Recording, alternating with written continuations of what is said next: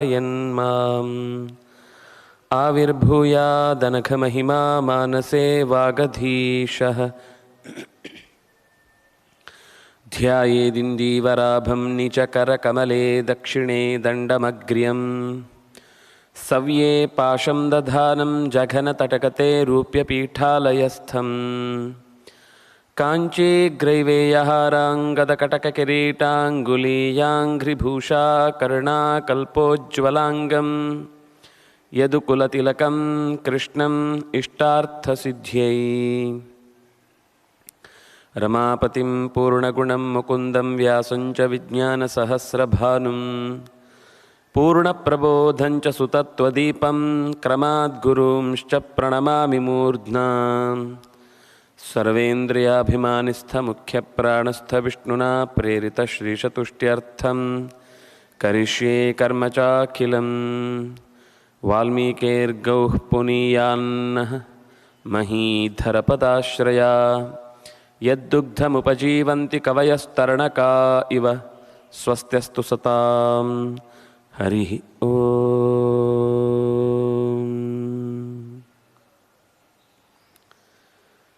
ಜನಸ್ಥಾನದಲ್ಲಿ ಋಷಿಗಳಿಗೆ ನೆಮ್ಮದಿ ಸಿಕ್ಕಿದೆ. ನಿತ್ಯದ ಕೈಂಕರ್ಯ ನಿರಾಯಾಸವಾಗಿ ರಾಮನ ವಿಶೇಷವಾದ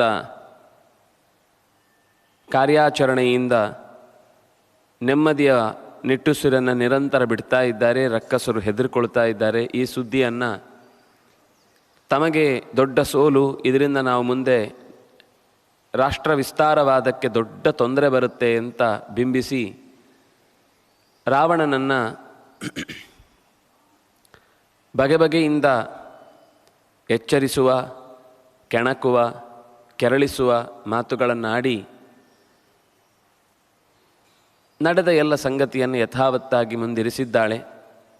ಖರದೂಷಣ ತ್ರಿಶಿರರ ಸಂಹಾರ, ಏಕಾಕಿಯಾಗಿ ತನ್ನ ಬಾಣಪ್ರಯೋಗಗಳ ವೈಭವವನ್ನು ಎಲ್ಲ ಕಡೆಯಿಂದ ದೇವತೆಗಳು, ಮರೆಯಿಂದ ನೋಡ್ತಾ ಇರುವ ಅನೇಕ ಋಷಿಗಳು, ಕಿನ್ನರರು, ಕಿಂಪುರುಷರು, ಸಿದ್ಧರು, ಸಾಧ್ಯರು ಎಲ್ಲರೂ ಕೂಡ ಮೆಚ್ಚುವ ರೀತಿಯಲ್ಲಿ, ಅದರಲ್ಲೂ ಅವರ ಜೊತೆಗೆ ಇದ್ದಂತಹ ಲಕ್ಷ್ಮಣ ಸೀತೆಯರು ಮತ್ತಷ್ಟು ಅಭಿಮಾನ ಪಡುವಂತೆ ಆ ಘಟನೆ ನಡೆಯಿತು ರಾಮನ ಮೇಲೆ.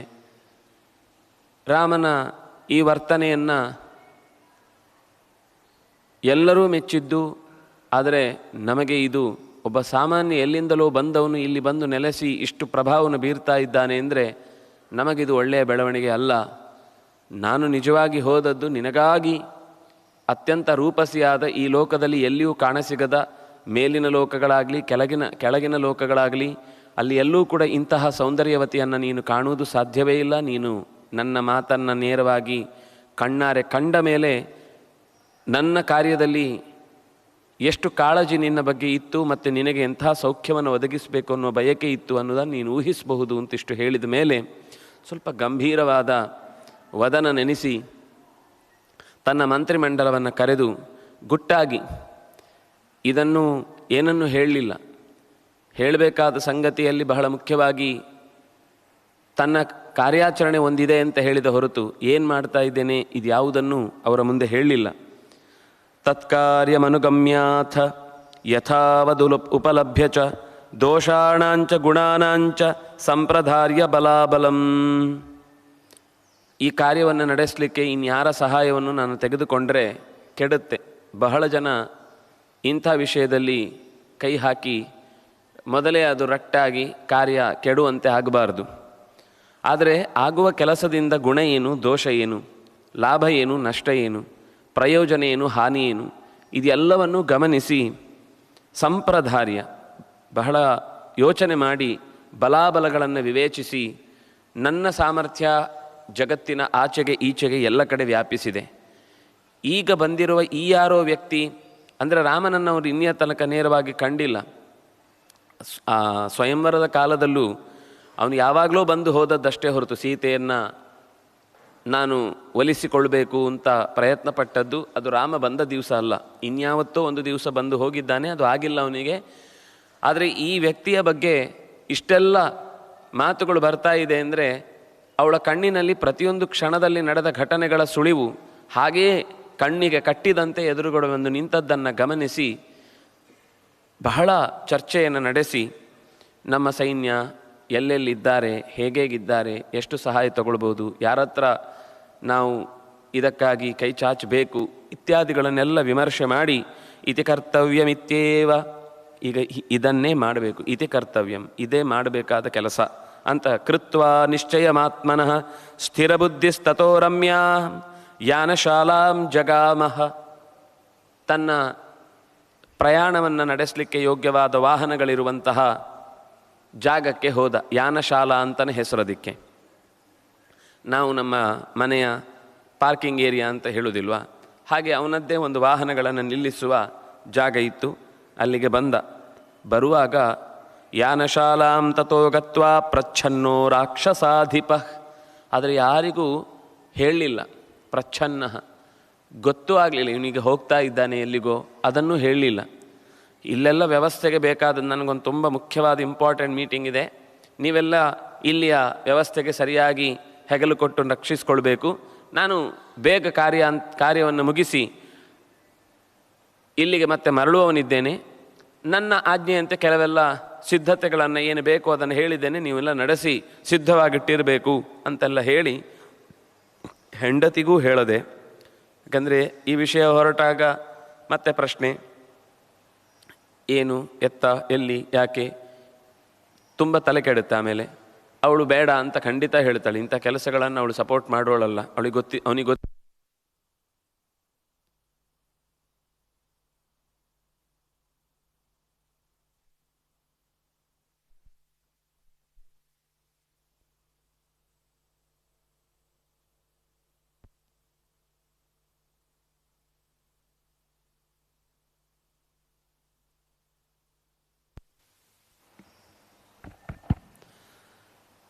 ಅದರಿಂದಾಗಿ ಅವಳನ್ನು ಪತಿವ್ರತೆಯರ ಸಾಲಿನಲ್ಲಿ ಗುರುತಿಸಿ ಬೆಳಗ್ಗಿನ ನೆನಪಿನ ಗುಚ್ಛದಲ್ಲಿ ಸೇರಿಸಿಕೊಂಡು ಅಹಲ್ಯ, ದ್ರೌಪದಿ, ಸೀತಾ, ತಾರಾ, ಮಂಡೋದರಿ ಅನ್ನುವ ಹೆಸರುಗಳಲ್ಲಿ ಅವಳನ್ನು ಸೇರಿಸಿಕೊಂಡಿದ್ದಾರೆ ಹಿರಿಯರು. ಅವಳು ಖಂಡಿತ ಇದನ್ನು ವಿರೋಧಿಸ್ತಾಳೆ.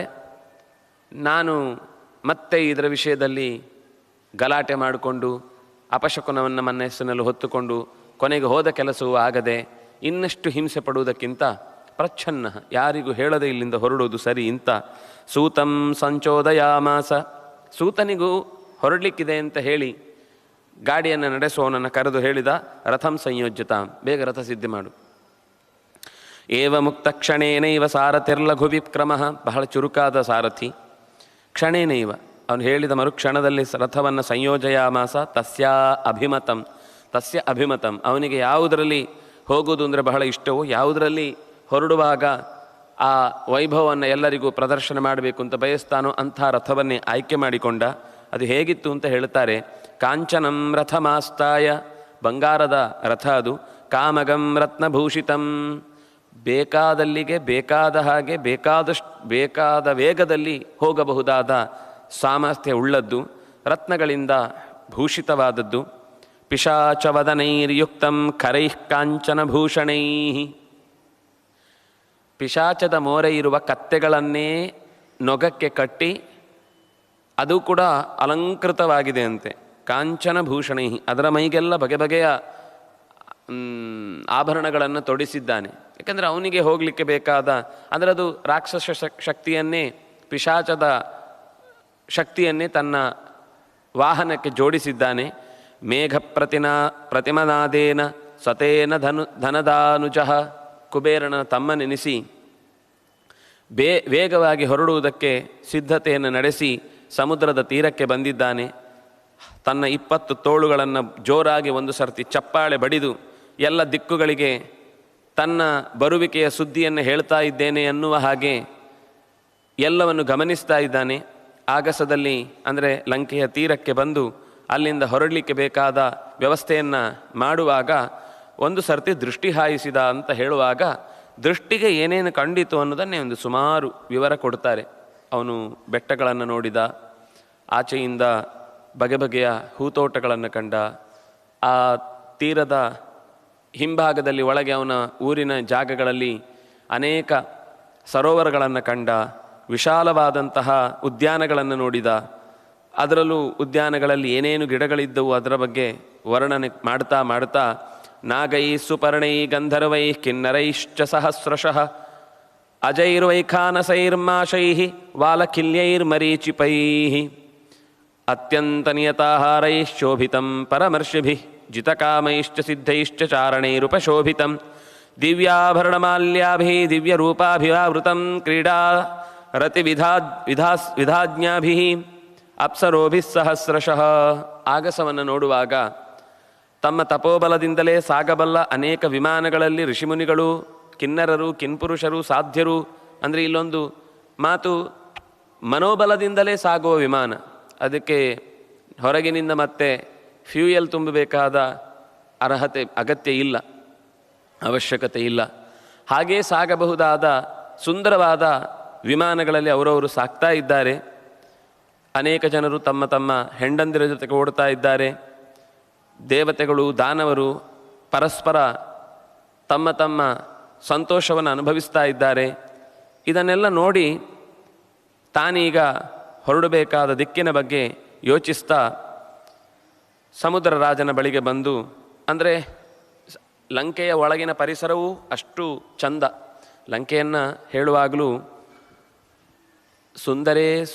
ಸುಂದರೀ ಸೀತಾ, ಲಂಕೆಯೂ ಸುಂದರ, ಸೀತೆಯೂ ಸುಂದರ, ಸುಂದರನೂ ಸುಂದರ. ಸುಂದರ ಅಂದರೆ ಕಪಿ ಅಂತ ಅರ್ಥ. ಸುಂದರೇ ಖಿನ್ನ ಸುಂದರಂ.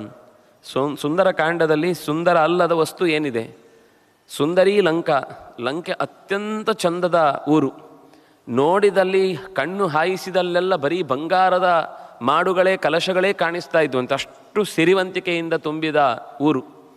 ಈಗ ನೋಡುವ ಲಂಕೆ ಒಂದು ಪುಟ್ಟ ದ್ವೀಪ ಅಷ್ಟೇ ಅಲ್ಲ, ಅದು ಕಾಣದ, ಮನುಷ್ಯರಿಗೆ ಗಮ್ಯವಲ್ಲದ, ರಾಕ್ಷಸರು ಮಾತ್ರ ಹೋಗಬಹುದಾದ, ಮನುಷ್ಯರಿಗೆ ಅಲ್ಲಿ ಪ್ರವೇಶ ಇಲ್ಲ ಅನ್ನೋದು ಸ್ಪಷ್ಟವಾಗಿ ಮಾತು ಬರುತ್ತೆ. ಅಂತಹದ್ರ ಕಡೆಗೆ ರಾಮಚಂದ್ರ ಈ ಕಪಿಗಳನ್ನು ಮುಂದಿಟ್ಟುಕೊಂಡು ಭೇದಿಸಲೇಬೇಕಾದ ಮಾಯಾ ಕವಚಗಳನ್ನು, ಕೋಟೆಗಳನ್ನೆಲ್ಲ ಕತ್ತರಿಸಿ ಒಳಕ್ಕೆ ಸಾಗಿದ ಮಾತು ಮುಂದೆ ಬರುತ್ತೆ. ಅಂತೂ ನೋಡಿ ಹೆಮ್ಮೆ ಪಡ್ತ. ಆದರೆ ಇಂಥದ್ದನ್ನು ಕಳ್ಕೊಳ್ಬಾರ್ದಲ್ವ, ಅದಕ್ಕೋಸ್ಕರ ನಾನೀಗ ಹೊರಡಲೇಬೇಕಾಗಿದೆ ಅಂತ. ಇಷ್ಟು ವೈಭವವನ್ನು ನಾನು ಉಳಿಸ್ಕೊಳ್ಬೇಕು ಅಂದರೆ ಈಗ ನಾನು ಹೋಗಿ ಮಾಡಬೇಕಾದ ಕಾರ್ಯ ಅನಿವಾರ್ಯ ಆಗಿದೆ ಅಂತ ಮತ್ತೊಮ್ಮೆ ತಾನು ಮಾಡಿಕೊಳ್ಬೇಕಾದ ಯೋಚನೆಯನ್ನು ಮನಸ್ಸಿನಲ್ಲಿ ತಂದುಕೊಂಡು ಯಸ್ಯ ಹಸ್ತಿನಮಾದಾಯ ಕಾಯಂಚ ಕಚ್ಚಪಂ ಭಕ್ಷಾರ್ಥಂ ಗರುಡಶಾಖಾಂ ಆಜಗಾಮ ಮಹಾಬಲ ತತ್ರ ಪಶ್ಯತ್ ಸಮೇಘಾಭಂ ನ್ಯಗ್ರೋಧ ಋಷಿಭಿರ್ವೃತಂ ಸಮಂತಾದ್ಯ ಯಸ್ಯ ತಾಃ ಶಾಖಾಃ ಶತಯೋಜನಮಾಯತಾಃ. ಈ ಹರಿದು ಮುಂದಕ್ಕೆ ಬರುವಾಗ, ವಾಹನವನ್ನು ಸಾಗಿಸಿಕೊಂಡು ಬರುವಾಗ ದೊಡ್ಡದಾದ ಮರದಲ್ಲಿ ನೇತು ಬಿದ್ದ ವಾಲಕಿಲ್ಯ ಋಷಿಗಳು, ಮರೀಚಿಪಾಹ ಅಂತ. ಆ ಋಷಿಗಳ ಕೊಂಬೆಯಲ್ಲಿ ಹತ್ತಿ ಕೂತಂತಹ ಒಂದು ಗರುಡನ ಕೈಯಲ್ಲಿ ಇದ್ದ ಆನೆ ಮತ್ತು ಆಮೆ ಎಂಬಂತಹ ಎರಡು ಭೀಕರ ಆಕೃತಿಯ ಪ್ರಾಣಿಗಳು. ಕೂಡಲೇ ಅದು ಭಾರಕ್ಕೆ ತಾಳಲಾಗದೆ ಕೊಂಬೆ ಕುಸಿದು ಬಿದ್ದದ್ದು. ಕೂಡಲೇ ಗರುಡ ತನ್ನ ಕೊಕ್ಕೆಯಿಂದ ಆ ಕೊಂಬೆಯನ್ನು ಹಿಡಿದೆತ್ತಿದ್ದು. ತನ್ನ ಕೈಯಲ್ಲಿದ್ದ ಆನೆಗಳು ಹಾಗೇ ಇದೆ. ಕೊನೆಗೆ ಯಾವುದೋ ಒಂದು ಪರ್ವತದ ತುದಿಗೆ ಹೋಗಿ ತನ್ನ ತಂದೆಯಾದ ಕಾಶ್ಯಪನ ಆದೇಶದಂತೆ ಆ ಮರದ ಕೊಂಬೆಯನ್ನು ಅಲ್ಲಿಗೆ ಕಣಿವೆಯ ಎರಡು ಬೆಟ್ಟಗಳ ನಡುವೆಕ್ಕೆ ಇರಿಸಿ, ಋಷಿಗಳ ಹತ್ತಿರ ನಿಮ್ಮ ತಪಸ್ಸಿಗೆ ನಾನು ಭಂಗ ತಂದದಕ್ಕಾಗಿ ಕ್ಷಮಿಸಿ ಅಂತ ಪ್ರಾರ್ಥಿಸಿ, ಆಮೇಲೆ ಆ ಎರಡು ಪ್ರಾಣಿಗಳನ್ನು ತಿಂದು ಹೊರಟದ್ದನ್ನು ಏಕಪಾದೇನ ಧರ್ಮಾತ್ಮ ಭಕ್ಷಯಿತ್ವಾ ತದಾಮಿಷಂ ನಿಷಾದ ವಿಷಯಂ ಹತ್ವಾ ಶಾಖಯಾ ಪತಗೋತ್ತಮಃ. ಗರುಡ ತನಗೆ ಬೇಕಾದ ಆಹಾರವನ್ನು ತಿನ್ನಲಿಕ್ಕೆ ಹೇಳುವಾಗ ತಾಯಿಯಿಂದ ಒಂದು ಆದೇಶ ಪಡೆದು ಹೋಗುವಾಗ ದಾರಿಯಲ್ಲಿ ಒಂದಿಷ್ಟು ಬೇಟೆಗಾರರು ಸಿಗ್ತಾರೆ. ಅವರನ್ನು ಬೇಕಾದರೆ ನೀನು ನುಂಗಬಹುದು ಅಂತ. ಆ ನುಂಗುವ ಮಧ್ಯದಲ್ಲಿ ತಪ್ಪಿಯೂ ಕೂಡ ನೀನು ಯಾವ ಧರ್ಮಾತ್ಮನನ್ನು, ವೇದಜ್ಞನನ್ನು, ಶಾಸ್ತ್ರಜ್ಞನನ್ನು, ಲೋಕೋಪಕಾರಿಯನ್ನು ನೀನು ಹಾನಿ ಮಾಡಬಾರ್ದು. ಹಾನಿ ಮಾಡೋ, ಲೋಕಕ್ಕೆ ತೊಂದರೆ ಕೊಡೋರನ್ನು ನೀನು ಏನು ತಿಂದರೂ ನಿನಗೆ ತೊಂದರೆ ಇಲ್ಲ. ಹೀಗೆ ಹೇಳಿ ಆ ನಿಷಾದರ ರಾಶಿಯನ್ನು ಗಂಟಲಿನಲ್ಲಿ ಹಾಕಿ ನುಂಗುವಾಗ ಗಂಟಲು ಸುಟ್ಟಂತೆ ಆಗಿ ಕೂಡಲೇ ಇಲ್ಲೇನೋ ಒಂದು ಅವ್ಯವಸ್ಥೆ ತನ್ನಿಂದ ನಡೆದಿದೆ ಅಂತ ಯೋಚಿಸಿ ಕೂಡಲೇ ಅವನನ್ನು ಹೊರಕ್ಕೆ ತಂದು ನೋಡಿದರೆ ಒಬ್ಬ ತಪಸ್ವಿ ಅದರ ಮಧ್ಯದಲ್ಲಿ ತಪಸ್ಸು ಮಾಡ್ತಾ ಇದ್ದ, ಅದೇ ಆಶ್ರಮದಲ್ಲಿ ನಿಷಾದರ ನಡುವಿನಲ್ಲಿ. ಕೊನೆಗೆ ಅವನನ್ನು ಹೊರಕ್ಕೆ ಬಿಟ್ಟಿದ್ದಾನೆ, ತನಗೆ ಕೊಟ್ಟಂತಹ ಆಹಾರವನ್ನು ಸೇವಿಸಿದ್ದಾನೆ. ಋಷಿಗಳಿಂದ ಅನುಗ್ರಹವನ್ನು ಪಡೆದ ಗರುಡ ಅಲ್ಲಿಂದ ಸಾಗಿದ್ದಾನೆ. ಹೀಗೆಲ್ಲ ಇಷ್ಟೂ ಘಟನೆ ನಡೆದ ಒಂದು ದೊಡ್ಡ ಮರದ ಹತ್ತಿರ ನಿಂತು ಇದೆಲ್ಲವನ್ನು ಒಂದು ಸರ್ತಿ ನೆನಪಿಸಿಕೊಂಡ. ನಾಮ್ನಾ ಸುಭದ್ರಂ ನ್ಯಗ್ರೋಧಂ, ಆ ಮರಕ್ಕೆ ಹೆಸರು, ನ್ಯಗ್ರೋಧಕ್ಕೆ ಹೆಸರು ಸುಭದ್ರ ಅಂತ. ಬಹಳ ಭದ್ರವಾಗಿ ಇಡೀ ಊರನ್ನು ವ್ಯಾಪಿಸಿಕೊಳ್ಳುವ ದೊಡ್ಡ ಮರ ಅದು. ನ್ಯಗ್ರೋಧ ಅಂದರೆ ಆಲ ಬೇರುಗಳ ಮೂಲಕವೇ ಇಡೀ ಆಲಯದಂತೆ ವ್ಯಾಪಿಸಿಕೊಳ್ಳಬಲ್ಲಂತಹ ಶಕ್ತಿ ಉಳ್ಳದ್ದು. ಆ ಮರವನ್ನು ಕಂಡು ಅಲ್ಲಿರುವ ತಪಸ್ಸು ಮಾಡ್ತಾ ಇದ್ದ ಋಷಿಗಳನ್ನು ನೋಡಿ, ಈಗ ಯಾರಿಗೂ ತೊಂದರೆ ಕೊಡಬಾರ್ದು, ಯಾಕೆಂದರೆ ಈಗ ಏನೋ ಒಂದು ದೊಡ್ಡದನ್ನು ಪಡೀಲಿಕ್ಕೆ ಹೋಗುವಾಗ ಏನೋ ಒಂದು ಸಣ್ಣ ಎಡವಟ್ಟು ಮಾಡಿಕೊಂಡು ಆ ಕೆಲಸಕ್ಕೆ ಹಾನಿ ಮಾಡಿಕೊಳ್ಳುವುದು ತರ ಅಲ್ಲ ಅಂತ ಯೋಚಿಸಿ ಏನು ಯೋಚನೆ ಮಾಡಿದೆ, ನದಿಯ ಸಮುದ್ರದ ಪಾರವನ್ನು ಪೂರ್ತಿ ದಾಟಿ ಸೀದಾ ದಂಡಕಾರಣ್ಯದ ಮೇಲೆ ಹಾದು ಮಾರೀಚನ ಆಶ್ರಮಕ್ಕೆ ಬಂದಿದ್ದಾನೆ. ತತ್ರ ಕೃಷ್ಣಾಜಿನಧರಂ ಜಟಾವಲ್ಕಲಧಾರಿಣಂ ದದರ್ಶ ನಿಯತಾಹಾರಂ ಮಾರೀಚಂ ನಾಮ ರಾಕ್ಷಸಂ. ತುಂಬ ಚಂದದ ಕಾಡಿನ ನಡುವೆ ಸಮುದ್ರದ ತೀರದಲ್ಲೇ ಒಂದು ನದಿಗೆ ತಾಗಿಕೊಂಡು ಆಶ್ರಮದಲ್ಲಿ ಏಕಾಂತದಲ್ಲಿ ಕೃಷ್ಣಾಜಿನವನ್ನು ತೊಟ್ಟು ಜಟೆಯನ್ನು ಕಟ್ಟಿ ವಲ್ಕಲವನ್ನು ಉಟ್ಟು ಅಂದರೆ ನಾರುಮಡಿಯನ್ನುಟ್ಟು ಆಹಾರವನ್ನು ನಿಯತಿಯಲ್ಲಿ ನಿಯಮ ಪ್ರಕಾರವಾಗಿ ಉಣುತ್ತಾ ಯಾರಿಗೂ ತೊಂದರೆ ಕೊಡದಂಥ ನಾನೊಬ್ಬ ಸಾಮಾನ್ಯ ಅಂದರೆ ನಿರುಪದ್ರವಿ ಅನ್ನುವ ಹಾಗೆ ವಾಸ ಮಾಡ್ತಾ ಇರುವ ಮಾರೀಚನನ್ನು ಕಂಡ. ಸರಾವಣ ಸಮಾಗಮ್ಯ ವಿಧಿವತ್ತೇನ ರಕ್ಷಸ ಮಾರೀಚೇನಾರ್ಚಿತೋ ರಾಜ ಸರ್ವಕಾಮೈರಮಾನುಷೈ. ರಾವಣ ಬಂದ ಕೂಡಲೇ ಮಾರೀಚ ಅವನನ್ನು ಯಥಾವತ್ತಾಗಿ ಅರ್ಚಿಸಿದ, ಆದರಿಸಿದ. ಮನುಷ್ಯರಿಗೆ ಸಿಗದ ಅನೇಕ ಅಪರೂಪದ ಸೊತ್ತುಗಳನ್ನು ಅವನಿಗೆ ಇತ್ತು, ಆಹಾರ ರೂಪದಲ್ಲಿ ವಸ್ತು ರೂಪದಲ್ಲಿ ಉಡುಗೊರೆಯಾಗಿ ಇತ್ತು, ಸಂತೋಷಪಡಿಸಿದ. ಭೋಜನವನ್ನಿತ್ತ, ನೀರನ್ನು ಕೊಟ್ಟ. ಅರ್ಥೋಪಹಿತಯ ವಾಚ, ಮನಸ್ಸಿಗೆ ಸಮಾಧಾನ ಆಗುವ ಮಾತುಗಳನ್ನು ಆಡುವ ನೆಪದಲ್ಲಿ ಹೇಳ್ತಾನೆ. ಕಚ್ಚಿತ್ ಸುಕುಶಲಂ ರಾಜನ್, ಏನಪ್ಪ ಮತ್ತೆ ಇಲ್ಲಿಯ ತನಕ ಪ್ರಯಾಣ? ಕೇನಾರ್ಥೇನ ಪುನಸ್ತ್ವಂ ವೈ, ಮತ್ತೆ ಬರ್ದಿಯಲ್ವ, ನಾನು ಒಂದು ಸರ್ತಿ ನಿನಗೆ ಹೇಳಿ ಕಳಿಸಿದ್ದೆ, ಮತ್ತೆ ನೀನು ಮರಳಿ ಬಂದ ಉದ್ದೇಶ ಏನು? ಅದು ಕೂಡ ತೂರ್ಣಮೇವ, ಇಷ್ಟು ಗಡಿಬಿಡಿ. ಅವತ್ತು ಹೋದಾಗ ನಿನಗೇನು ಸಮಾಧಾನ ಇತ್ತು ಮನಸ್ಸಿನಲ್ಲಿ, ಆ ಎಲ್ಲ ಸಮಾಧಾನ ನಿಮ್ಮ ಮುಖದಲ್ಲಿ ಈಗ ಒಂಚೂರು ಕಾಣಿಸ್ತಾ ಇಲ್ಲ, ಗಡಿಬಿಡಿ ಕಾಣಿಸ್ತಾ ಇದೆ. ಆಗ ಮಾರೀಚನೊಂದಿಗೆ ರಾವಣ ಪ್ರತಿಯಾಗಿ ಉತ್ತರವನ್ನು ಕೊಡ್ತಾ ಹೇಳ್ತಾನೆ. ಮಾರೀಚ ಶ್ರೂಯತಾಂ ತಾತ ವಚನಂ ಮಮ ಭಾಷತಃ ಆರ್ತೋಸ್ಮಿ ಮಮ ಚಾರ್ತಸ್ಯ ಭವಾನಿಹ ಪರಮಾಗತಿ. ಈಗ ನೀನು ನನಗೆ ಸಹಾಯ ಮಾಡಲೇಬೇಕು, ನಾನು ತುಂಬ ನಿನ್ನ ಸಹಾಯದ ಅಪೇಕ್ಷೆಯಲ್ಲಿದ್ದೇನೆ. ಜಾನೀಷೇ ತ್ವಂ ಜನಸ್ಥಾನೇ ಯಥಾ ಭ್ರಾತಾ ಖರೋ ಮಮ ದೂಷಣಶ್ಚ ಮಹಾಬಾಹು ಸ್ವಸಾ ಶೂರ್ಪಣಖಾ ಮೇ ತ್ರಿಶಿರಾಶ್ಚ ಮಹಾತೇಜ ರಾಕ್ಷಸ ಪಿಶಿತಾಶನ ಅನ್ಯೇ ಚ ಬಹವಃ ಶೂರಾ ಲಬ್ಧಲಕ್ಷ್ಯಾ ನಿಶಾಚರಾ. ನಿನಗೆ ಗೊತ್ತಿದೆ ಜನಸ್ಥಾನದಲ್ಲಿ ಏನು ನಡೆಯಿತು ಅಂತ. ನನ್ನ ತಮ್ಮಂದಿರಾದ ಖರದೂಷಣ ತ್ರಿಶಿರರೆಲ್ಲರೂ ಕೂಡ, ಅಂದರೆ ಕಸಿನ್ ಬ್ರದರ್ಸ್ ಎಲ್ಲರೂ ಕೂಡ ರಾಮನ ಬಾಣಕ್ಕೆ ತುತ್ತಾಗಿದ್ದಾರೆ. ಶೂರ್ಪನಖೆಯು ಘಾಸಿಗೊಂಡಿದ್ದಾಳೆ. ಅಲ್ಲಿ ಅನೇಕ ರಾಕ್ಷಸರು ನನ್ನ ಆದೇಶದಂತೆ ಇಲ್ಲಿ ಸಂತೋಷವಾಗಿ ಬದುಕ್ತಾ ಇದ್ದರು.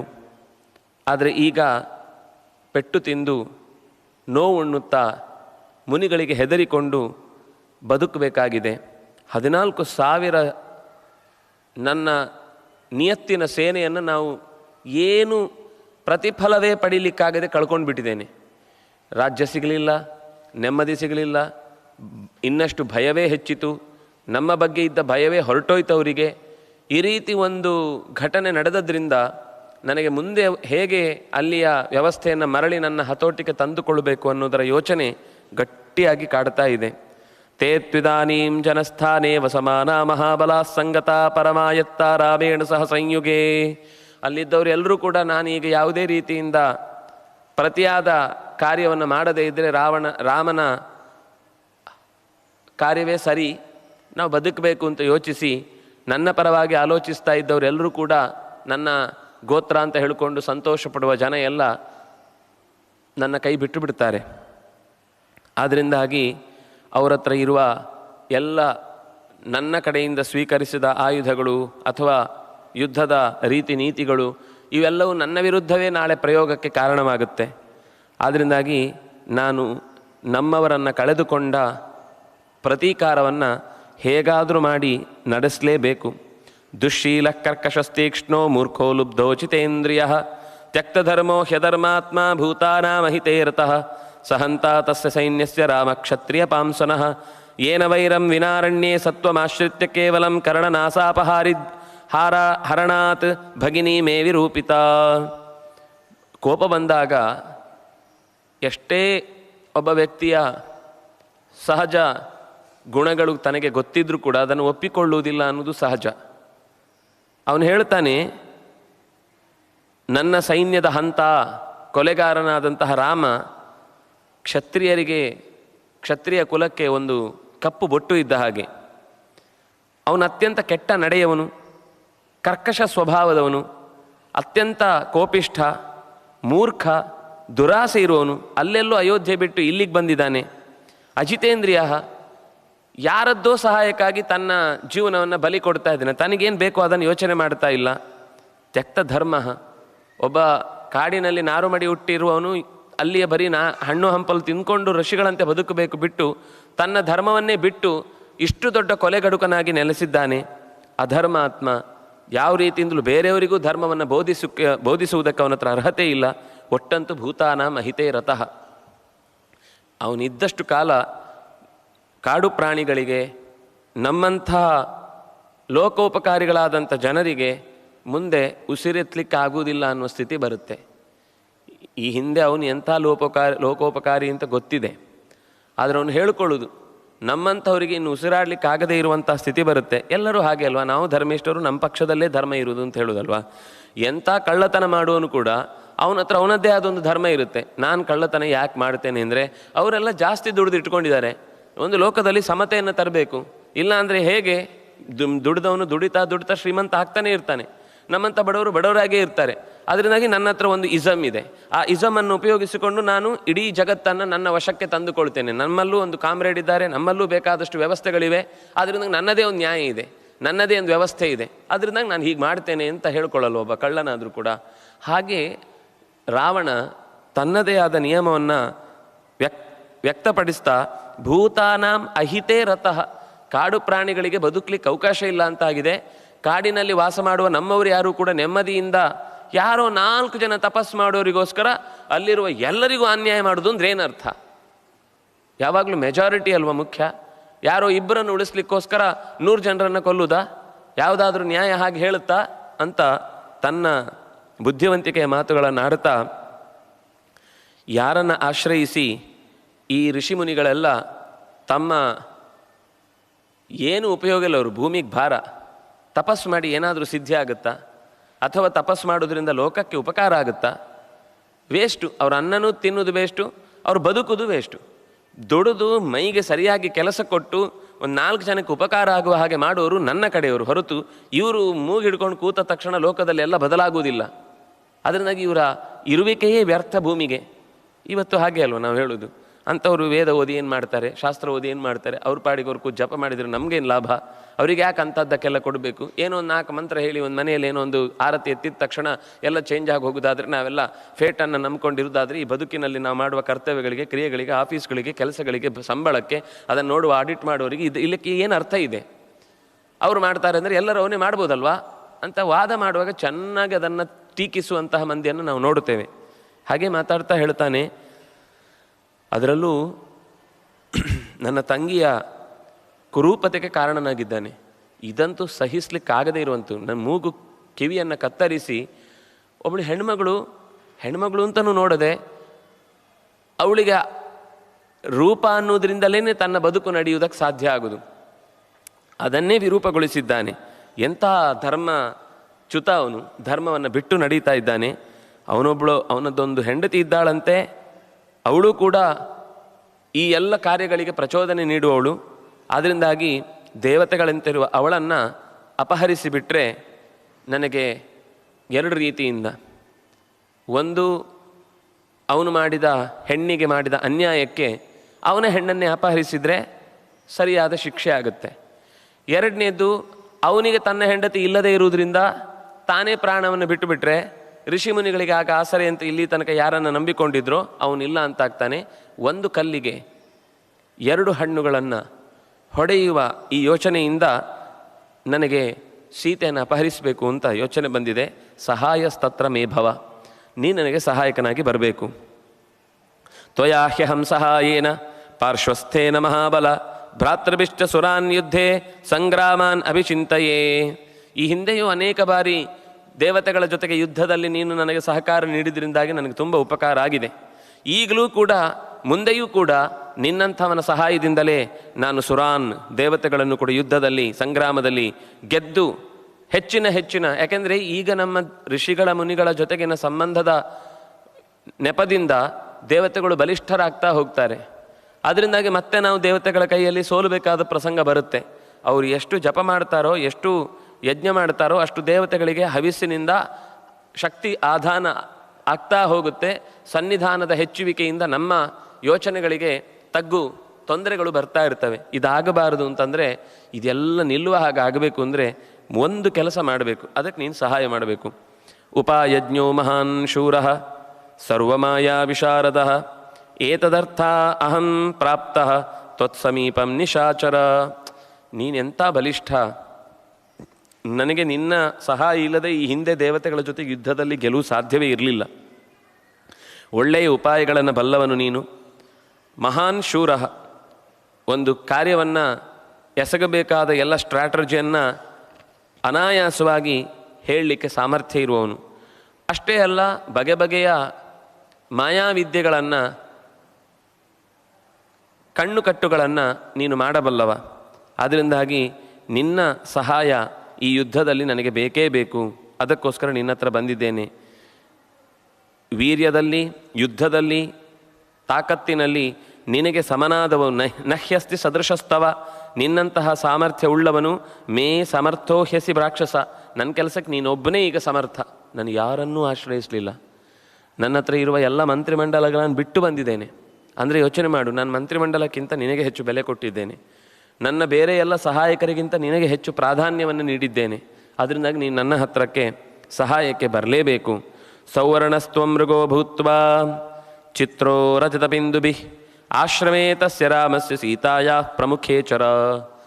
ಅದಕ್ಕೆ ಒಂದು ಉಪಾಯ ನಾನು ಯೋಚನೆ ಮಾಡಿದ್ದೇನೆ. ನೀನು ಮಾಯಾ ಶರೀರಿಯಾದ್ರಿಂದಾಗಿ ಬಂಗಾರದ ಮೈಬಣ್ಣದ ಜಿಂಕೆಯಾಗಿ ನಡುವೆ ಬೆಳ್ಳಿಯ ಬೊಟ್ಟುಗಳನ್ನು ಹೊತ್ತು ಆಕರ್ಷಕವೆನಿಸಿದಂತಹ ಸೆಳೆತದ ಕಣ್ಗಳುಳ್ಳವನಾಗಿ ಸೀತೆ ಇರುವ ಆಶ್ರಮದಲ್ಲಿ ನೀನು ಸ್ವಲ್ಪ ಓಡಾಡು. ಅಭಿಚರ, ಚೆನ್ನಾಗಿ ಓಡಾಡುತ್ತಾ ಇರು.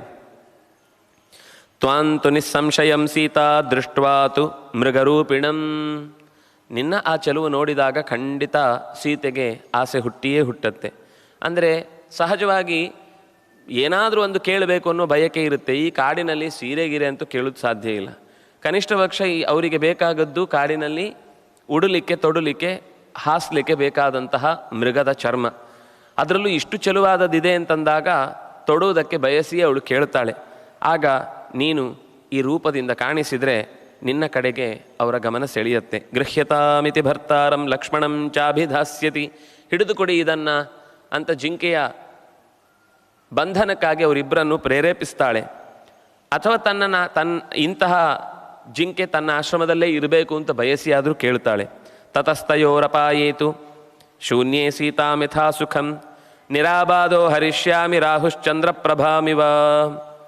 ತಯೋ ಅಪಾಯಿ, ಅವರು ಅಲ್ಲಿಂದ ಹೊರಟು ಹೋದರೆ ಶೂನ್ಯ, ಏನೂ ಇಲ್ಲದಂತಹ ಸೀತೆ ಒಬ್ಬಳೇ ಇರಬಹುದಾದ ಆಶ್ರಮದಲ್ಲಿ ಯಥಾಸುಖಂ, ಏನೂ ತೊಡಕಿಲ್ಲದೆ, ಕಷ್ಟ ಇಲ್ಲದೆ, ಯಾವ ಅಡೆತಡೆಗಳೂ ಇಲ್ಲದೆ ಹರಿಷ್ಯಾಮಿ, ಹೇಗೆ ರಾಹು ಚಂದ್ರನ ಪ್ರಭೆಯನ್ನು ನುಂಗಿ ಕತ್ತಲೆಗೊಳಿಸುತ್ತಾನೋ ಹಾಗೆ.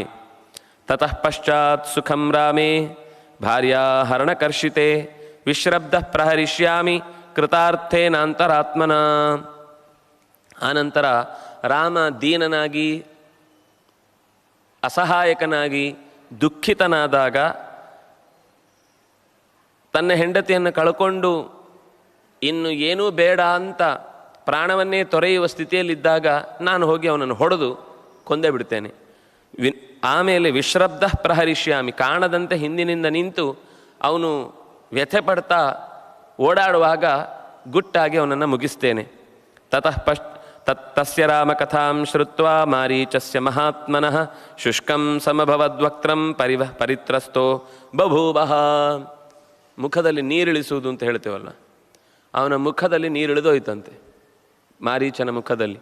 ಅಲ್ಲಿ ತನಕ ಎಲ್ಲ ಚೆನ್ನಾಗೇ ಮಾತಾಡ್ತಾ ಇದ್ದ. ಯಾವಾಗ ಸೀತೆ ಅಪಹರಣದ ವಿಷಯವನ್ನು ಹೇಳಿದ್ನೋ, ರಾಮನ ಅಪಹಾರದ ಅಥವಾ ಸೀತೆಯ ಅಪಹಾರದ, ರಾಮನ ಕೊಲ್ಲುವ ಈ ಉಪಾಯವನ್ನು ಮಾರೀಚ ಕೇಳಿದೊಡನೆ ಮುಖ ಒಣಗಿ ಹೋಯಿತು, ನೀರು ಇಳಿದು ಹೋಯಿತು. ಪರಿತ್ರಸ್ತಃ, ವಿಲವಿಲ ಅಂತ ಒಳಗಿನಿಂದ ಒದ್ದಾಡ್ಲಿಕ್ಕೆ ಶುರು ಮಾಡಿದ. ಓಷ್ಠ, ತುಟಿ ನಡುಗ್ತಾ ಇದೆ, ಒಣಗಿ ಹೋಗಿದೆ, ಕಣ್ಣು ಮೇಲಕ್ಕೆ ಹತ್ತುತ್ತಾ ಇದೆ. ಮೃತಭೂತ ಇವಾರ್ತಸ್ತು ರಾವಣಂ ಸಮುದೈಕ್ಷತ. ಬಹುಶಃ ಈಗಲೇ ಕಣ್ಣ ಆಕಾಶ ಹುಬ್ಬಿನ ಕಡೆಗೆ ಸಾಗಿಸಿ ಪ್ರಾಣ ಬಿಡ್ತೇನೆ ಎನ್ನುವ ಥರ ಅವನು, ಯಾಕೆಂದರೆ ಹಿಂದೆ ತಿಂದ ಪೆಟ್ಟಿನ ಪ್ರತಿ ಕ್ಷಣದ ನೆನಪು ಅವನನ್ನು ಈಗಲೂ ಕಾಡ್ತಾ ಇದೆ. ಅದರಿಂದಾಗಿ ಅವನು ಆಶ್ರಮದ ಥರ ಕಟ್ಟಿಕೊಂಡು ಸನ್ಯಾಸಿ ವೇಷದಲ್ಲಿ ಇದ್ದುಕೊಂಡು, ಇನ್ನೇನಾದರೂ ಯಾವತ್ತಾದರೂ ಈ ರೀತಿ ಋಷಿಮುನಿಗಳಿಗೆ ನಿಮ್ಮಿಂದ ತೊಂದರೆ ಆದದ್ದು ಎಲ್ಲಿಯೇ ಮೂಲೆಯಲ್ಲಾದರೂ ನಾನು ಹುಡುಕಿಕೊಂಡು ಬಂದು ನಿಮ್ಮನ್ನು ಮುಗಿಸ್ತೇನೆ ಅಂತ ಹೇಳಿ ಅವನನ್ನು ಬಾಣದಿಂದ ದೂಡಿದ್ದು.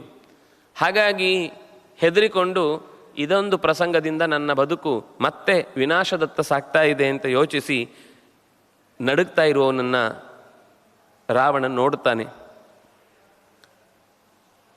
ನಡುಗುತ್ತಾ ಇಂಥ ಕಾಡಿನಲ್ಲಿ ಇಷ್ಟು ತಂಪಾದ ವಾತಾವರಣದಲ್ಲಿ ಬೆವರುತ್ತಾ ಇರುವುದು, ನಡುಗ್ತಾ ಇರುವುದು, ಇದು ಯಾವುದಕ್ಕೂ ಅವನಿಗೆ ತಲೆಗೆ ಹೋಗ್ತಾ ಇಲ್ಲ. ಕೃತಾಂಜಲಿ ಮುವಾಚತ್ವಂ, ಕೈ ಮುಗಿದು ಹೇಳ್ತಾನೆ, ನನ್ನ ಹಿತಕ್ಕೋಸ್ಕರ ನೀನು ಈ ಕಾರ್ಯವನ್ನು ಮಾಡಲೇಬೇಕು ಅಂತ. ಆಗ ಮಾರೀಚ ಇದಕ್ಕೆ ಪ್ರತಿಯಾದ ಉತ್ತರವನ್ನು ಕೊಡ್ತಾನೆ. 37ನೆಯ ಸರ್ಗ ಇಲ್ಲಿಗೆ ಆರಂಭ ಆಗುತ್ತೆ. ತಚ್ಛ್ರುತ್ವಾ ರಾಕ್ಷಸೇಂದ್ರಸ್ಯ ವಾಕ್ಯಂ ವಾಕ್ಯ ವಿಶಾರದ ಪ್ರತ್ಯುವಾಚ ಮಹಾಪ್ರಾಜ್ಞೋ ಮಾರೀಚೋ ರಾಕ್ಷಸೇಶ್ವರಂ. ಎಲ್ಲಿ ಯಾವುದನ್ನು ನಡೆಸಬೇಕು, ಹೇಗೆ ಮಾತಾಡಬೇಕು ಅನ್ನುವ ವಿಷಯದಲ್ಲಿ ಕಾಳಜಿ ಇರುವ ಮತ್ತು ಎಚ್ಚರ ಇರುವ ಮಾರೀಚ ಸುಲಭಾ ಪುರುಷ ರಾಜನ್ ಸತತಂ ಪ್ರಿಯವಾದಿನಃ ಅಪ್ರಿಯಸ್ಯ ಚ ಪಥ್ಯಸ್ಯ ವಕ್ತಾ ಶ್ರೋತಾ ಚ ದುರ್ಲಭಃ. ತುಂಬ ಒಳ್ಳೆಯ ಮಾತಿದು, ನಮ್ಮ ಜೀವನದಲ್ಲಿ ಯಾವಾಗಲೂ ನೆನಪಿಟ್ಕೊಳ್ಬೇಕಾದ ಮಾತು.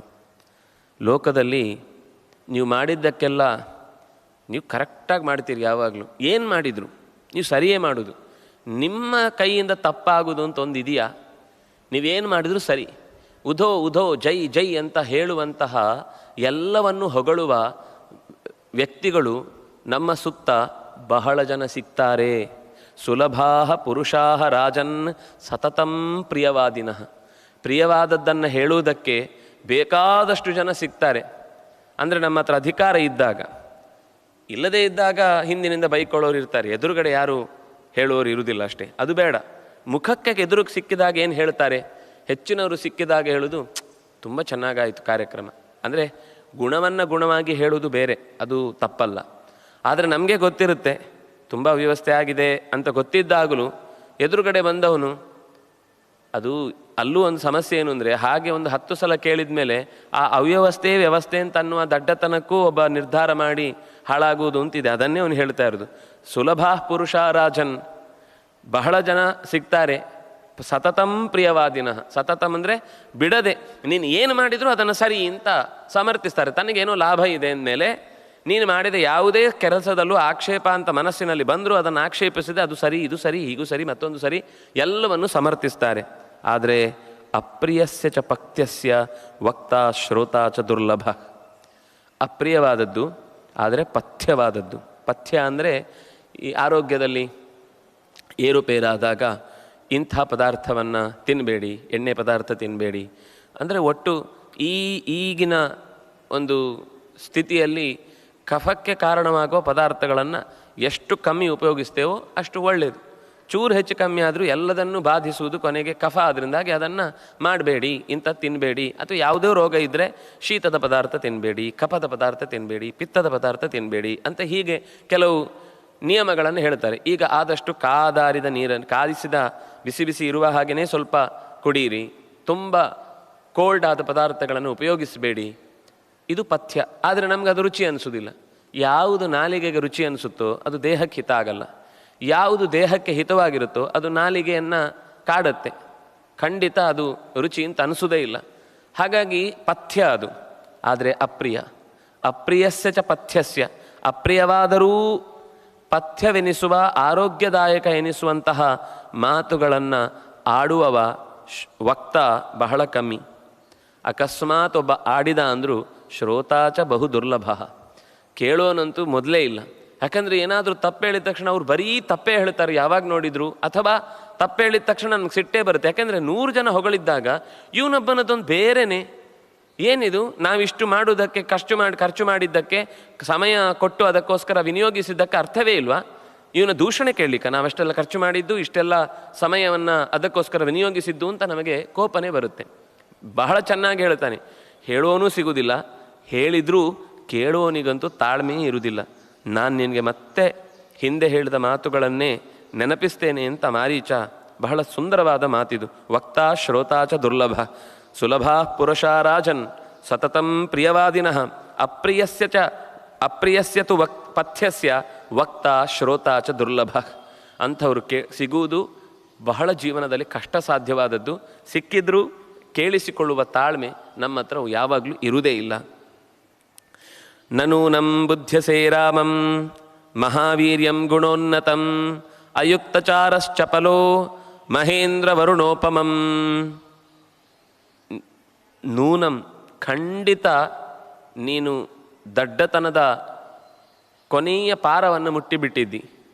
ನಾನೇನು ಹೇಳಿ, ರಾಮನನ್ನು ನೀನು ಒಬ್ಬ ಸಾಮಾನ್ಯ ಹುಲುಮಾನವ ಅಂತ ಅಂದುಕೊಂಡಿದ್ದಿ. ಆದರೆ ಅವನು ಹಾಗಲ್ಲ. ಮಹಾವೀರ್ಯಂ ಗುಣೋನ್ನತಂ, ಅತ್ಯಂತ ಸಾಮರ್ಥ್ಯವುಳ್ಳವನು ಮತ್ತು ಗುಣಗಳಿಂದ ಎಲ್ಲರನ್ನೂ ಮೀರಿಸಿದವನು. ಅದರಿಂದಾಗಿ ನೀನು ಅವನ ಆಚರಣೆ ಬಗ್ಗೆ ಏನೇನೋ ಮಾತಾಡಿದಿ. ಆದರೆ ಅವನು ಅಂಥವನಲ್ಲ. ನೀನೇ ನಿಜವಾಗಿ ಹೇಳಬೇಕು ಅಂದರೆ ಅಯುಕ್ತಚಾರ. 2 ಅರ್ಥ. ಒಂದು, ತಪ್ಪಾದ ಆಚರಣೆಯನ್ನು ಮಾಡುವವನು. 2ನೇದು, ರಾಮನ ಬಗ್ಗೆ ನೀನು ಸರಿಯಾಗಿ ಇನ್ನೂ ಕೂಡ ಗೂಢಚಾರ್ಯರಿಂದ ಏನೇನಾಯಿತು ಅಂತ ತಿಳ್ಕೊಂಡಿಲ್ಲ. ಅಥವಾ ಏನಾದರೂ ಒಂದಿಷ್ಟು ಕೇಳಿಕೊಂಡಾಗಲೂ ನಿನಗೆ ನಮ್ಮ ಮೇಲೇ ಇಂಥ ದಬ್ಬಾಳಿಕೆನ ಅಂತನ್ನುವ ಕೋಪ, ಆಕ್ರೋಶ ಬಂದಿದೆ ಹೊರತು ಇಲ್ಲಿ ಬಲಾಬಲಗಳನ್ನು ವಿವೇಚಿಸುವ, ಹಿಂದೆ ಹೇಳಿದ್ರು ಅವನು ನಾನು ಬಲಾಬಲಗಳನ್ನು ವಿವೇಚಿಸಿ ಈ ಕಾರ್ಯವನ್ನು ಮಾಡ್ತಾ ಇದ್ದೇನೆ ಅಂತ ಮಂತ್ರಿಮಂಡಲದಲ್ಲಿ ಮಾತಾಡಿಕೊಂಡೇ ಹೊರಟಿದ್ದಾನೆ. ಆದರೆ ಮಾರೀಚ ಹೇಳ್ತಾನೆ, ನೀನು ಬಲಾಬಲ ವಿವೇಚನೆ ಮಾಡಿದ್ದು ನಿನ್ನ ಕಡೆಯ ಬಲವನ್ನು ಮಾತ್ರ ಯೋಚನೆ ಮಾಡಿದ್ದು, ಎದುರುಗಡೆಯ ಬಲವನ್ನು ಏನು ಅಂತ ಗಮನಿಸಲಿಲ್ಲ. ನಿನ್ನ ಕಡೆಯ ಅಬಲತೆಯನ್ನು ಏನು ಅಂತ ಗಮನಿಸಲಿಲ್ಲ. ನೀನು ನಿನ್ನ ಬಲವನ್ನೇ ನೋಡಿದ್ದಿ, ಅವನ ಅಬಲತೆಯನ್ನು ಮಾತ್ರ ನೋಡಿದ್ದಿ. ಹಾಗಲ್ಲ ನೋಡಬೇಕಾದದ್ದು. ನಮ್ಮಲ್ಲಿ ಏನೆಲ್ಲ ಪ್ಲಸ್ ಇದೆ, ಅವರಲ್ಲಿ ಏನೆಲ್ಲ ಪ್ಲಸ್ ಇದೆ. ನಮ್ಮಲ್ಲಿ ಏನೆಲ್ಲ ಮೈನಸ್ ಇದೆ, ಅವರಲ್ಲಿ ಏನೆಲ್ಲ ಮೈನಸ್ ಇದೆ. ಇದು ನೋಡಿದರೆ ಬಲಾಬಲ. ಇದು ಹೇಗೆ ಅಂದರೆ, ನಾವು ಸರಿಯಾಗಿ ಗಮನಿಸಿದ್ದೇವೆ, ನಾವು ಬಲಿಷ್ಠರೇ ಇದ್ದೇವೆ ಅಂತ ತೀರ್ಮಾನ ಮಾಡೋದು, ಅವರು ದುರ್ಬಲರೇ ಇದ್ದಾರೆ ಅಂತ ತೀರ್ಮಾನ ಮಾಡೋದು. ಅದೂ ತಪ್ಪು. ಇನ್ನು ಕೆಲವೊಮ್ಮೆ ಉಲ್ಟಾ ಆಗುತ್ತೆ. ಹೆದರಿಕೊಳ್ಳುವುದು ಅಂತ ಅನ್ನುವ ಪ್ರಸಂಗ ಬಂದಾಗ ನಾವು ಇದಕ್ಕೆ ಫಿಟ್ಟೇ ಅಲ್ಲ, ನಾವಿದನ್ನು ನಡೆಸಲಿಕ್ಕೆ ಸಾಧ್ಯವೇ ಇಲ್ಲ. ಅವರು ಸಿಕ್ಕಾಪಟ್ಟೆ ಶಕ್ತಿವಂತರು ಅಂತಲೇ ಭಾವಿಸಿ ಆ ಕಡೆ ಬಲ, ನಮ್ಮಲ್ಲಿ ಅಬಲ. ಇದು ಬಲಾಬಲ ವಿವೇಚನೆ. ಹೀಗಲ್ಲ. 2 ಕಡೆಯ ಬಲವನ್ನೂ ಗಮನಿಸಬೇಕು, 2 ಕಡೆಯ ದೌರ್ಬಲ್ಯವನ್ನೂ ಗಮನಿಸಬೇಕು. ಹಾಗೆ ಗಮನಿಸಿ ಯುದ್ಧಕ್ಕೆ ಅಥವಾ ಒಂದು ಕಾರ್ಯಸಿದ್ಧಿಗೆ ಅಂತ ಹೊರಟ್ರೆ ಒಬ್ಬ ಮನುಷ್ಯ ಗೆಲುವನ್ನು ಸಂಪಾದಿಸಲಿಕ್ಕಾಗತ್ತೆ. ಆದರೆ ನೀನು ನಿನ್ನ ಚಾರರ ಕಡೆಯಿಂದ ಸರಿಯಾಗಿ ಶತ್ರುವಿನ ಬಲದ ಪಾಳಯದ ಎತ್ತರ ಏನು ಅಂತ ಅರಿತಿಲ್ಲ, ನೀನು ತಿಳ್ಕೊಳ್ಳಿಲ್ಲ. ನೀನು ಅಷ್ಟೇ ಅಲ್ಲ, ಚಪಲ, ನಿನಗೆ ಬಾಯಿ ಚಪಲ, ದೇಹದ ಚಪಲ ತುಂಬ ಜಾಸ್ತಿ ಆಗಿದೆ. ಸೀತೆಯ ಬಗ್ಗೆ ನಿನಗೆ ತುಂಬ ಮನಸ್ಸಿನಲ್ಲಿ ಅಪಹಾರ ಮಾಡೋದ್ರಿಂದ ಒಂದು ಹುಡುಗಿ ಸಿಗ್ತಾಳೆ ಅಂತ ಅನ್ನೋದು ಮಾತ್ರ ತಲೆಯಲ್ಲಿ ಕೂತಿದೆ ಹೊರತು ನೀನು ತೊಗೊಂಡು ಹೋಗ್ತಾ ಇರೋದು ಸೆರಗ್ನಲ್ಲಿ ಕೆಂಡ ಅಂತ ಅನ್ನೋದು ನಿಂಗೆ ಮರ್ತು ಹೋಗ್ತಾ ಇದೆ. ನೀನು ಏನಕ್ಕೆ ಕೈ ಹಾಕ್ತಾ ಇದ್ದೀನಿ ಅಂತ ನಿನ್ನ ತಲೆಯಲ್ಲಿ ಚೂರು ಇಲ್ಲ. ಅಂದರೆ ನೇರವಾಗಿ ಇಷ್ಟು ಬೈತಾನೆ. ಮಹೇಂದ್ರ ವರುಣೋಪಮಂ, ಇಂಥ ಬೇರೆ ಬೇರೆ ಲೋಕಗಳ ಸಂಪತ್ತನ್ನು ಅಪಹರಿಸಿ ನೀನು ಗೆದ್ದು ಬಿಟ್ಟಿದ್ದಿ ಅಂತನ್ನುವ ಭ್ರಮೆಯಲ್ಲಿದ್ದಿ ಹೊರತು, ಆದರೆ ಅಷ್ಟೇ ದೊಡ್ಡ ದಡ್ಡನೂ ಆಗಿದ್ದಿ. ಅಪಿ ಸ್ವಸ್ತಿ ಭವೇತ್ತಾತ ಸರ್ವೇಷಾಂ ಭುವಿ ರಕ್ಷಸಾಂ ಅಪಿ ರಾಮೋ ನ ಸಂಕ್ರುದ್ಧ ಲೋಕಂ ಅರಾಕ್ಷಸಂ. ನೀನು ಮಾಡುವ ಕೆಲಸ ಸಮಸ್ತ ರಾಕ್ಷಸ ಕುಲಕ್ಕೇನೆ ನಿನಗೊಂದು ವೇಳೆ ಸ್ವಲ್ಪ ಕಾಲಕ್ಕೆ ತಾತ್ಕಾಲಿಕವಾಗಿ ಖುಷಿ ಆದೀತು, ಅಪ್ಪ ನಾನು ಅಪಹರಿಸಿ ತಂದು ಬಿಟ್ಟೆ ಅಂತ. ಆದರೆ ಅದರ ಪರಿಣಾಮ ಲೋಕ ಅರಾಕ್ಷಸವಾಗುತ್ತೆ. ರಾಕ್ಷಸರ ಸಂತಾನವೇ ಈ ಭೂಲೋಕದಲ್ಲಿ ಇಲ್ಲ ಅಂತಾಗುತ್ತೆ. ಯಾಕೆಂದರೆ ಅಪಿ ರಾಮೋನ ಸಂಕ್ರುದ್ಧ, ರಾಮ ಕೋಪಗೊಳ್ಳದೇ ಇದ್ದರೆ ನೀನು ಸುಖಂ ವಸೇತ್, ಕೋಪಗೊಂಡ್ರೆ ರಾಕ್ಷಸ ಕುಲವೇ ನಾಶವಾದೀತು, ಎಚ್ಚರ ಇರಲಿ. ಅಪಿತೇ ಜೀವಿತಾಂತಾಯ ನೋತ್ಪನ್ನ ಜನಕಾತ್ಮಜ ಅಪಿ ಸೀತಾ ನಿಮಿತ್ತಂಚ ನ ಭವೇದ್ವ್ಯಸನಂ ಮಮ. ನಾನು ಹೇಳ್ತೇನೆ, ನಿನ್ನ ಜೀವನದ ಕೊನೆಯ ತನಕೂ ಕೂಡ ನಿನಗೆ ಸೀತೆ ದಕ್ಕಬೇಕಾದವಳಲ್ಲ, ನಿನಗೆ ಹೇಳಿದ ವಸ್ತುವೇ ಅಲ್ಲ ಅದು. ನಾನು ಹೇಳಿದ್ದನ್ನು ಸ್ವಲ್ಪ ಗಮನ ಇಟ್ಟು ಕೇಳು. ನಿನಗೆ ಸಂಬಂಧಪಟ್ಟ ಹೆಣ್ಣಾಗಿದ್ದರೆ ಇಷ್ಟೊತ್ತಿಗೆ ಅದು ಸಿಗಬೇಕಿತ್ತು, ಅದು ನಿನಗೆ ಸಂಬಂಧಪಟ್ಟದ್ದಲ್ಲ. ನೀನು ಅದನ್ನು ಯೋಚಿಸಿದ್ರೂ ದೊಡ್ಡ ಆಪತ್ತೇ ಉಂಟಾಗುತ್ತೆ ನಿನಗೆ. ನ ಚ ಪಿತ್ರ ಪರಿತ್ಯಕ್ತೋ ನ ಮರ್ಯಾದ ಕಥಂಚನ ನ ಲುಬ್ಧೋ ನ ಚ ದುಶ್ಶೀಲೋ ನ ಚ ಕ್ಷತ್ರಿಯ ಪಾಂಸನಃ. ಹಿಂದೆ ಬೈದಿದ್ದ. ನ ತ್ವದ್ವಿಧ ಕಾಮವೃತ್ತಃ ಕಾಮವೃತ್ತೋ ಹಿ ದುಶ್ಶೀಲ ಪಾಪಮಂತ್ರಿತಃ. ನೀನು ಏನು ಹೇಳಿದಿ? ರಾಮ ಅವನು ಅತ್ಯಂತ ಕೆಟ್ಟವನಿದ್ದಾನೆ, ದುಶ್ಶೀಲ, ಕರ್ಕಶ, ತೀಕ್ಷ್ಣ, ಮೂರ್ಖ, ಲುಬ್ಧ, ಅಜಿತೇಂದ್ರಿಯ, ತ್ಯಕ್ತಧರ್ಮ, ಅಧರ್ಮಾತ್ಮ, ಅಷ್ಟೇ ಅಲ್ಲ ಕ್ಷತ್ರಿಯ ಪಾಂಸನಃ ಭೂತಾನ ಮಹಿತೇರತಃ ಅಂತ ಅದೆಲ್ಲವನ್ನು ನಿಷೇಧ ಮಾಡ್ತಾನೆ ಮಾರೀಚ. ಅಕಸ್ಮಾತು ಬೇಡವಾದದನ್ನು ಬಯಸ್ತಾ ಇದ್ದಿ ಅಂದರೆ ತ್ವದ್ವಿಧ ಕಾಮವೃತ್ತೋ ನ, ನಿನ್ನಂತಹ ಕಾಮದ ಲಾಲಸೆಗೆ ಬಿದ್ದವನಲ್ವೇ ಅಲ್ಲ ಅವನು. ನಹಿ ದುಶ್ಶೀಲ, ಅವನಲ್ಲಿ ಕೆಟ್ಟ ನಡತೆ ಅನ್ನೋದು ಕಾಣುವುದಕ್ಕೆ ಸಾಧ್ಯವೇ ಇಲ್ಲ. ಅಪಿತ್ವಾಂ ಈಶ್ವರಂ ಪ್ರಾಪ್ಯ ಕಾಮವೃತ್ತಂ ನಿರಂಕುಶಂ ನ ವಿನಶ್ಯೇತ್ ಪುರೀ ಲಂಕಾ ತ್ವಯಾ ಸಹ ಸರಾಕ್ಷಸ. ನಿನ್ನಂಥವನ ಆಳ್ವಿಕೆಗೆ ಒಳಪಟ್ಟ ಲಂಕೆಯ ದುಸ್ಥಿತಿಯನ್ನು ನಾನು ಯೋಚನೆ ಮಾಡ್ತಾ ಇದ್ದೇನೆ. ಲಂಕೆಯ ಕಾಲ ಬಹುಶಃ ಇಲ್ಲಿಂದ ಮುಂದೆ ಅದು ಬೇರೆ ಗತಿಯನ್ನು ಕಾಣ್ತಾ ಇದೆ ಅಂತ ಅನ್ನಿಸ್ತಾ ಇದೆ. ರಾಮಚಂದ್ರ ಯಾವುದೇ ಕಾರಣಕ್ಕೂ ಕೂಡ ಲಂಕೆಯನ್ನು ಉಳಿಸುವುದಿಲ್ಲ. ನೀನು ಅಂದುಕೊಂಡ ಹಾಗೆ ಅವನಲ್ಲಿ ಯಾವ ದುರ್ಗುಣಗಳು ಅವನಲ್ಲಿ ಇಲ್ಲ. ಅವನು ಕ್ಷತ್ರಿಯ ಪಾಂಸನ ಅಂತ ನೀನು ಏನು ಹೇಳಿದಿ, ಕ್ಷತ್ರಿಯ ಕುಲಕ್ಕೆ ಒಂದು ಕಂಟಕ ಅವನು ಅಂತ ಏನು ಹೇಳಿದಿ, ಅದು ಯಾವ ರೀತಿಯಿಂದಲೂ ಅಲ್ಲ. ನನಗೆ ಗೊತ್ತು. ವಂಚಿತಂ ಪಿತರಂ ದೃಷ್ಟ್ವಾ ಕೈಕೇಯ ಸತ್ಯವಾದಿನಾಂ ಕರಿಷ್ಯಾಮೀತಿ ಧರ್ಮಾತ್ಮ ತಾತ ಪ್ರವ್ರಜಿತೋ ವನಂ. ಅವನು ತಂದೆ ತಾಯಿಗಳಿಂದ ಹೊರಗೆ ಹಾಕಲ್ಪಟ್ಟು ಕಾಡಿನಲ್ಲಿ ಬಂದವನಲ್ಲ. ಇವನೇನು ಅಂದ್ಕೊಂಡಿದ್ದಾನೆ ಅಂದರೆ ಕಾಡಲ್ಲಿ ಬಂದಿದ್ದಾನೆ ಅಂದರೆ ಏನೋ ತಪ್ಪಿಗೆ ಅದೊಂದು ಸಹಜವಾದ ಹಿಂದೆ ಒಂದು ಕ್ರಮ ಏನು ಅಂದರೆ ತಪ್ಪು ಮಾಡಿದರೆ ಗಡಿಪಾರು ಮಾಡುವುದು ಅಂತ. ಹಾಗೆ ಇವನು ಗಡಿಪಾರಾಗಿದ್ದಾನೆ ಅಂತ ಅಂದುಕೊಂಡು ನೀನು ಯೋಚನೆ ಮಾಡಿದರೆ ಹಾಗೆ ಗಡಿಪಾರಾದವನಲ್ಲ ಅವನು. ನಚ ಧರ್ಮ ಗುಣೈರ್ಹೀನಃ, ಅವನು ಧರ್ಮಗುಣಗಳಿಂದ ಹೀನ ಅಲ್ಲ. ಕೌಸಲ್ಯ ನಂದಿವರ್ಧನ, ಅವನು ತಾಯಿಯ ಹೆಗ್ಗಳಿಕೆಯನ್ನು ಹೆಸರನ್ನು ಹೆಚ್ಚಿಸುವವನು. ಅಷ್ಟೇ ಅಲ್ಲ, ನಚ ತೀಕ್ಷ್ಣ ಭೂತಾನಾಂ ಸರ್ವೇಷಾಂ ಚ ಹಿತೇರತಃ, ಭೂತಾನಾಂ ಅಹಿತೇರತಃ ಅಂತ ಅವನು ಹೇಳಿದ್ದ. ಅವನು ಹೇಳ್ತಾನೆ ಸರ್ವೇಷಾಂ ಚ ಹಿತೇರತಃ, ಅವನು ಎಲ್ಲರ ಹಿತವನ್ನು ಬಯಸಿ ಕಾಡಿನಲ್ಲಿದ್ದಾನೆ. ತಂದೆಯ ಮಾತನ್ನು ನಡೆಸಲಿಕ್ಕಾಗಿ ಕೈಕೇಯಿಯಿಂದ ವಂಚಿತನಾಗಿ ವರ ಅನ್ನುವ ನೆಪದಲ್ಲಿ ತೊಂದರೆಯನ್ನು ಅನುಭವಿಸಿ ದಶರಥ ಮೋಸ ಹೋದರೂ ಕೂಡ ದಶರಥನನ್ನು ಕೆಳಕ್ಕೆ ಅಂದರೆ ವರ ಕೊಡದೇ ಇದ್ದದ್ರಿಂದ ಅವನ ಮಾತು ಮುರಿಯಿತು ಅನ್ನುವ ಕಾರಣಕ್ಕಾಗಿ ಅವನ ಮೇಲಿನ ಲೋಕಗಳ ಪ್ರವೇಶಕ್ಕೆ ಏನು ತಡೆ ಬಂದೀತು ಅದನ್ನು ಆಗಬಾರದು ಅಂತ ಏನಾದರೂ ಸರಿ ನಮ್ಮಪ್ಪ ಮಾತು ಕೊಟ್ಟು ಕೆಳಕ್ಕೆ ಬಿದ್ದು ಹೋದ, ಮಾತು ಕೊಟ್ಟು ನಡೆಸದೆ ಕುಲದ ಒಂದು ಗೌರವವನ್ನೇ ಕೆಳಕ್ಕೆ ತಳ್ಳಿದ ಅಂತ ಅನ್ನುವ ಅಪಕೀರ್ತಿ ಬರಬಾರದು ಅನ್ನುವ ದೃಷ್ಟಿಯಿಂದ ತಾನೇ ಕಾಡಿಗೆ ಬಂದವನು. ಒಂದು ನೆನಪಿಟ್ಟುಕೋ, ಯಾರತ್ರ ಎಲ್ಲ ಇದ್ದೂ ಕೂಡ ತ್ಯಾಗ ಮಾಡುವ ಶಕ್ತಿ ಇರುತ್ತೋ ಅವನತ್ರ ಏನು ಬೇಕಾದರೂ ಮಾಡುವ ಶಕ್ತಿ ಇರುತ್ತೆ. ಇದು ಮತ್ತೆ ಮತ್ತೆ ನಾನು ನಿನಗೆ ಹೇಳ್ತಾ ಇದ್ದೇನೆ, ಎಚ್ಚರದಲ್ಲಿ ಇಟ್ಟುಕೋ ಇದನ್ನು. ಯಾರಿಗೆ ಇಲ್ಲದೇ ಇದ್ದಾಗ ತ್ಯಾಗ ಮಾಡಿದರೆ ಅದು ದೊಡ್ಡ ಗುಣ ಅಲ್ಲ. ಎಲ್ಲ ಇದ್ದಾಗಲೂ ಅದನ್ನು ಬಿಡುವ ಶಕ್ತಿ ಯಾರಿಗಿರುತ್ತೋ ಅವನು ಮತ್ತೆ ಎಲ್ಲವನ್ನೂ ಕೂಡ ತನ್ನ ವಶಕ್ಕೆ ತಂದುಕೊಳ್ಳುವ ಶಕ್ತಿಯು ಅವನಿಗಿರುತ್ತೆ. ಅದರಿಂದಾಗಿ ನೀನು ಅವನೇನೋ ಅರಮನೆ ಇಲ್ಲ, ಕಾಡಲ್ಲಿದ್ದಾನೆ, ನಾರುಮಡಿ ಹುಟ್ಟಿದ್ದಾನೆ, ಬರೀ ಕಾಡಿನ ಹಣ್ಣು ಹಂಪಲು ಗೆಡ್ಡೆ ಗೆಣಸು ತಿಂದುಕೊಂಡು ಅವನ ತೋಳಿನಲ್ಲಿ ಏನು ಕಸುವು ಇಲ್ಲ, ಸಾಮರ್ಥ್ಯ ಇಲ್ಲದವನ ಹತ್ರ ಎದುರುಗಡೆ 1 ನಿಮಿಷದಲ್ಲಿ ಹೀಗೆ ಅವನು ಹೈರಾಣಾದಾಗ ಹೆಣ ಮಾಡಿ ಬಿಡ್ಬೋದು ಅಂತೆಲ್ಲ ನೀನು ಅಂದುಕೊಂಡ ಹಾಗೆ ರಾಮಚಂದ್ರನ ಕೌಶಲವನ್ನು ಸಾಮರ್ಥ್ಯವನ್ನು ತಪ್ಪಿ ಅಳಿಬೇಡ, ಎಚ್ಚರಿಸ್ತಾನೆ. ನರಾಮ ಕರ್ಕಶಃ, ಖಂಡಿತ ನೀನು ಅಂದುಕೊಂಡ ಹಾಗೆ ಅವನು ಕಠೋರ ಅಲ್ಲ, ಅವನು ಅವಿದ್ವಾನಲ್ಲ, ಇಂದ್ರಿಯಗಳನ್ನು ಗೆಲ್ಲದವನಲ್ಲ, ಅವನು ಸುಳ್ಳು ಹೇಳುವುದಿಲ್ಲ, ಅವನ ವಿಷಯದಲ್ಲಿ ಒಂದು ಕಪ್ಪು ಚುಕ್ಕೆಯ ಘಟನೆಯೂ ಕೂಡ ಜೀವನದಲ್ಲಿ ನಡೆದಿಲ್ಲ. ಹೀಗೆ ನೀನು ಹೇಳುವುದಕ್ಕೆ ನೈವತ್ವಂ ವಕ್ತುಮರ್ಹಸಿ, ಹೀಗೆ ಅವನ ಬಗ್ಗೆ ನೀನು ಮಾತಾಡಲಿಕ್ಕೆ ಅಂದರೆ ಇಷ್ಟು ಒಳ್ಳೆ ಮಾತಾಡ್ತಾನಲ್ವಾ ಅಂತ ನಮಗೊಂದು ಅನಿಸುತ್ತೆ. ಆ ತಿಂದ ಪೆಟ್ಟು ಅಷ್ಟು ಚೆನ್ನಾಗಿ ಮಾತಾಡಿಸುತ್ತೆ. ಅದು ನಡೆದದ್ದು ಹೌದು, ಆದರೆ ಇವನು ಹೇಗೆ ಹೇಳಿದ ಹಾಗಾದರೆ ಇವನು ಎಲ್ಲ ಕೊನೆಗೆ ನಮಗೆ ಮತ್ತೆ ಆ ಘಟನೆ ಗೊತ್ತಾಗುತ್ತೆ. ಏನು ಅಂದರೆ ಆ ಜಿಂಕೆಯಾಗಿ ಓಡಾಡುವಾಗಲೂ ಹಾನಿಯಾಗುವ ಹಾಗೆ ಹೇಳಿ ಸತ್ತ. ಇಷ್ಟೆಲ್ಲ ಇದ್ದವನು ಅಲ್ಲಿ ಏನಾದರೂ ಸಹಾಯ ಮಾಡ್ಬೋದಿತ್ತಲ್ವ ಅಂದರೆ ಅದು ಒಳ್ಳೆತನದಿಂದ ಅವನನ್ನು ಹೊಗಳಿದ್ದಲ್ಲ. ತಾನೀಗ ಹೋಗುವುದನ್ನು ಹೇಗಾದರೂ ತಪ್ಪಿಸಬೇಕು, ಅದಕ್ಕೆ ಸತ್ಯ ಹೇಳಬೇಕಷ್ಟೆ. ಈ ಕೆಲವೊಮ್ಮೆ ಸತ್ಯ ಹೇಳುವುದರಲ್ಲಿ ನಾವೇನು ಅಂದ್ಕೊಳ್ತೇವೆ ಅಂದರೆ ಎಂಥ ಒಳ್ಳೆಯ ಗುಣ ಅಂತ. ಸತ್ಯ ಹೇಳುವುದರಲ್ಲಿ ಒಳ್ಳೆಯ ಗುಣ ಇರುವುದಿಲ್ಲ, ತಾನು ಅಂಥದ್ರಲ್ಲಿ ಸಿಕ್ಕಿ ಬೀಳಬಾರ್ದು ಅನ್ನೋದು ಒಂದು ಲೆಕ್ಕಾಚಾರ ಇರುತ್ತೆ. ಹೀಗಾಗಿ ಈ ಲೆಕ್ಕಾಚಾರದಲ್ಲಿ ಇದ್ದದ್ದನ್ನೇ ಹೇಳ್ತಾ ಇದ್ದಾನೆ, ಯಾವುದನ್ನು ಅತಿರೇಕ ಮಾಡಿ ಹೇಳ್ತಾ ಇಲ್ಲ. ಆದರೆ ಹೇಳಿದ ಎಲ್ಲ ಮಾತುಗಳಿಂದ ತನ್ನನ್ನು ಒಟ್ಟು ರಾವಣ ಕೈ ಬಿಟ್ಟರೆ ಸಾಕು ಅನ್ನುವ ಯೋಚನೆಗೋಸ್ಕರ ಇದ್ದದ್ದೆಲ್ಲವನ್ನು ಕೂಡ ಹೇಳಿದ. ಅದರಲ್ಲಿ ಹೇಳುವಾಗ ನಾನು ಸಾಯ್ತೇನೆ ಅನ್ನೋ ಮಾತು ಹೇಳಲಿಲ್ಲ. ನೀನೂ ಸಾಯ್ತಿ, ಲಂಕೆಯೂ ಸಾಯ್ತೆ, ರಾಕ್ಷಸರೂ ಸಾಯ್ತಾರೆ, ಎಲ್ಲರೂ ತಮ್ಮ ಬೇಳೆ ಬೇಯಿಸ್ಕೊಳ್ಳಿಕ್ಕೆ ತಾನೇ ಮಾತಾಡೋದು ಎಲ್ಲ ವಿಷಯಗಳನ್ನು. ಅವರವರ ಅಪೇಕ್ಷೆ ಏನು ಅಂತ ಅನ್ನೋದು ನಮಗೆ ಮೇಲ್ನೋಟದ ಮಾತುಗಳಿಂದ ಯಾವತ್ತೂ ಗೊತ್ತಾಗೋದಿಲ್ಲ.